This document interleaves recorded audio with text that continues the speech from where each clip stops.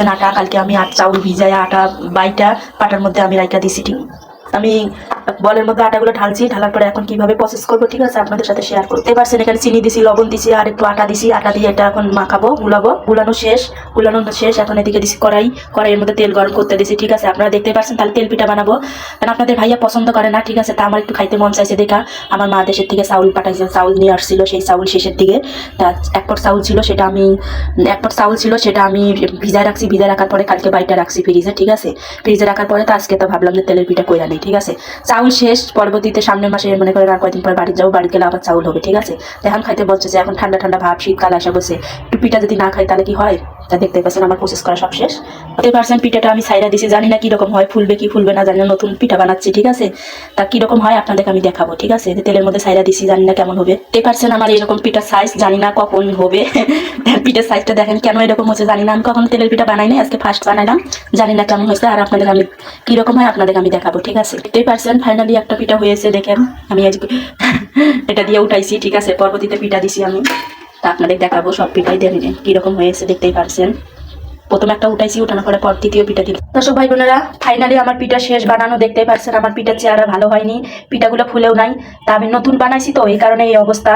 তা আমি মনে হয় আজকে ব্যর্থ হয়ে গেলাম এই পিঠার কাছে, কারণ পিঠা একটা পিঠাও ফুলে নাই। কিন্তু হ্যাঁ, পিঠা ফুলে নাই, পিঠার ডিজাইনগুলো কিন্তু সুন্দর হয়েছে, দেখছেন ফুল ডিজাইন। তা আমি তেলের পিঠার প্রতি আমি ব্যর্থ হয়েছি। দেখেন মানে ফুলে নাই, কিন্তু পিঠাটা অনেক সুন্দর হয়েছে। আপনারা ভাববেন যে কাঁচা না, ভিতরে কোনো কাঁচা নাই। ঠিক আছে, তা পিঠাটা দেখছেন ফাইনালি দেখাইলাম, এই যে পিঠার চেহারা। তা পিঠাটা ভালো বানানো হয় নাই, কারণ আমি পারি না। ঠিক আছে, তা আমি পারি না, তারপরও চেষ্টা করেছি। ঠিক আছে, তা আমি পিঠা বানাতে পারি না, তেলের পিঠা বানাতে পারি না। ঠিক আছে, তা আমার কাছে অত অভিজ্ঞতা নাই, তারপরও আমি বানাইছি। দেখেন এই অবস্থা। কারণ আমি কখনো পিঠা বানাই নাই, ফাইনালি এই অবস্থা। তা আপনাদের কি বলবো, আমি তো কেন পিঠাগুলো ফুলে নাই আপনারা যদি কেউ জানেন আমাকে কমেন্টে বলবেন। ঠিক আছে, তা আমার যে পিঠার চেহারা, আমি জানি আপনারা মনে মনে কি ভাববেন যে কি পিঠা বানাইছে, এটা আবার ফেসবুকে সাজছে। ঠিক আছে, তাই এটা আপনারা মনে কিছু করেন না, কারণ আমি নতুন পিঠা আলি। তা অনেক শখ করে আজকে বানাইতে গেছি, বানাইতে যা দেখি সবকিছু ঠিক আছে, কিন্তু পিঠা ফুলে নাই। ঠিক আছে, তা হ্যাঁ, পিঠা ফুলে নাই ঠিক আছে, কিন্তু পিঠা কিন্তু ভিতরে কাঁচা নাই। ঠিক আছে, এই যে দেখেন আপনাদের আমি ভাঙিয়ে দেখাচ্ছি, দেখছেন পিঠা কিন্তু ভিতরে কিন্তু কাঁচা নাই। ঠিক আছে, নরমও হয়েছে, কিন্তু একটা কারণ কি, পিঠাটা নরম হয়েছে কিন্তু হয়নি কি মানে ফুলে নাই পিঠাটা, কিন্তু সুন্দর পিঠাটা অনেক সুন্দর হয়েছে। মানে এই দেখতে পাচ্ছেন পিঠার রূপ। আমি ভিতরে আমি সিরে দেখেন, এই যে মানে তুলতুলা হয়েছে, কিন্তু শুধু একটাই ফুলে নাই।